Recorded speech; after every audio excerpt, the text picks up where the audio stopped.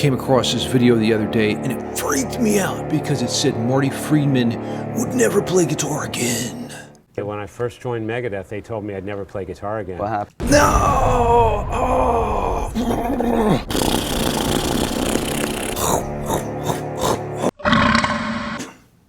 This would be bad news for the world if guitar god Marty Friedman could never play again. Why? My, all these tendons were just totally dead.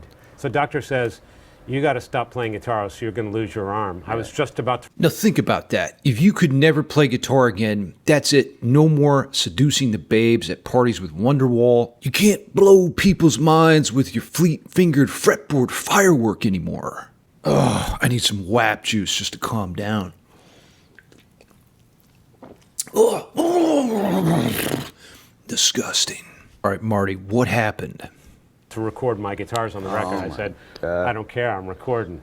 He said, well, I know you're going to disregard my advice, so what you should do is only play when it's absolutely necessary. Don't do any extra don't practice, don't do any more takes than necessary. Oh my God. Play only when the red light's on and get out of there as quick as possible. Now, this is every guitarist's worst nightmare. You have to listen to your body when you're playing. Pay attention to the inflammation in your tendons and your ligaments. I use ice, massage exercises, stretching, and also heat to kind of lower that inflammatory response that can come with shredding 69 hours per day.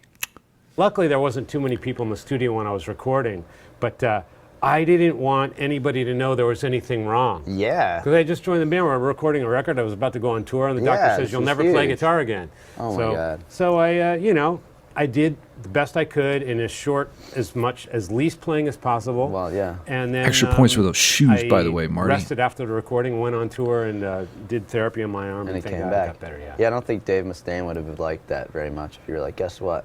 Guess what, I can't play. I can't really practice and play too much, Now, I'm going to be honest with you guys. About 8 years ago, before I started YouTube, I went through a very dark time in my life. I was thinking about ending it all. I got nerve damage in my hands from a vitamin deficiency that would eventually spread to the rest of my body. I had to stop playing guitar for about 2 years. Now, the good news is there was a silver lining. It taught me to think more like a composer instead of being obsessed with playing chromatic scales at 250 beats per minute. I started to pay more attention to applying composition through technique. Sweep picking the Andalusian cadence, for example, or maybe finger tapping through a neoclassical chord progression.